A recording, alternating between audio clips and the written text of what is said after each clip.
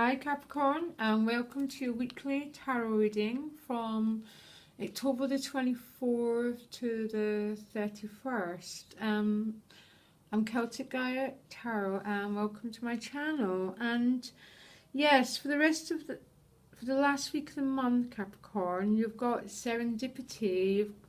You've got a sense of for some, there's a few events that are working together in your favour, so there might be a sense of a few things coming together for you, Capricorn. At the bottom of the deck you've got the Nine of Wands, so some people are feeling really quite defensive this week. And you've got the Emperor, and I find the Emperor quite defensive as well. But there's a need to protect yourself this week, Capricorn. That's what you're feeling, sorry. This need to...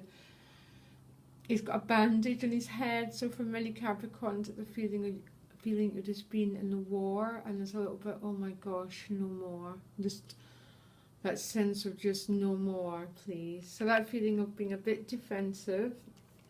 Some are having to juggle multiple roles. This could be juggling finances, but it could also be juggling life circumstances. So, you know, it's a sense sometimes of having to do more than you've got time to do, basically. So you're juggling the whole thing together, Capricorn, and trying to make it work for you. So you start the week with two very interesting cards. You've got a 9 again, 9 of Swords, paired with a Star card, and there couldn't be two more opposites. The Star is about faith. It's about complete vulnerability, being willing to be exposed. It's about grace, faith, everything. And the Nine of Swords is that contracting energy based on fear, quite like this, but a little bit different, but not very. So it's almost for some Capricorns, you're trying to heal this state of mind. It's almost you're trying to bring it out of its hiding place and start to heal that chronic fear and chronic anxiety, basically, because this is feeling fearful and anxious as well, Capricorns. You've got 3 9s actually. So, but for some, there's a healing going on. It's not all stagnant. This can also refer to the shadow. So it's all those parts of us, all those old wounded parts of us, that feeling of not being good enough, of being worthless. Some Capricorns are bringing that to light and healing it to great success, because it's right next to the Judgment card. It's that sense of being reborn, of all this new energy coming into being. And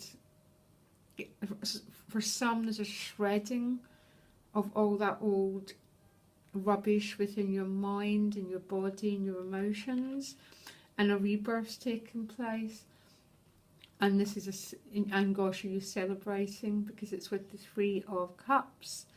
So this feeling of being reborn, of healing those wounded parts of ours. It's like you seem to be doing it with others and celebrating life, and it's absolutely wonderful. And for some, this healing is so huge that it's leading to the complete ending of one chapter of your life. And I think this 10 of Swords has got so many meanings, but I'm going to read it with the Star and the Judgment. And I'm going to take a really big bet for a lot of Capricorns.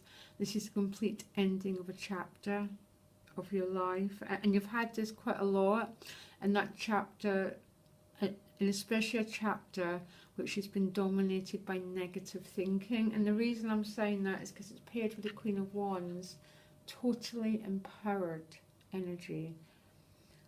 She's this is a queen. This queen is she's, I can't tell you the whole story because it's very long. I don't have the time. But the story is she was reborn. She's transformed herself, and she keeps she knows where she's been, and she doesn't forget it. basically. I'm really sorry, it's just really complex. But with the Ten of Swords, there's a sense some Capricorns are going through a complete ending of a chapter and being reborn into this Queen of Wands, basically. And there's a long story to do with the Queen of Wands, but that she's basically reborn. That's what she's at. That's what she is. And very similar to the Judgment card, she's rebirthed into a very empowered human being. She's put an end to this chapter of living in fear, living in anxiety. And then she moves on to the final 9, and this is a very empowered 9. This is a sort of card of self-sufficiency, of sort of having all to a certain extent, this 9. Okay, it's not a 10, but she's enjoying the good life, basically. And it's paired with the Emperor, and so that feeling of standoffish, but I'm going to actually change my mind and interpret that different. With this 9 and with the rest of the cards, this is a very empowered Emperor. And I think you're finishing the week in a very empowered note. You've taken charge of your own life, Capricorn, and your own destiny. And for some, there's a radical healing and there's a complete rebirth this week.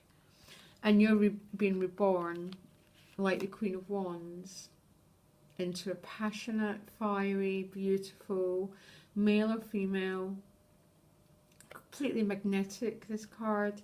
And what's so beautiful about her is she's been there and she lives to tell the tale, the Queen of Wands. And that's why she's such a popular person in the deck, because it's like you, and just like me, she's been there and she's lived to tell the tale. And so are you. So have you, Capricorn, because you're finishing the week. Maybe emotionally, maybe you are a bit spending the time on your own, but this is a very empowered state of being on your own. And I think what's healing for many is a sense of defensiveness, of fear, and of inadequacy. And I couldn't be happier for you, Capricorn. And I wish you every best wish in the world, because you're so worth it. Okay? Okay, bye, Capricorn.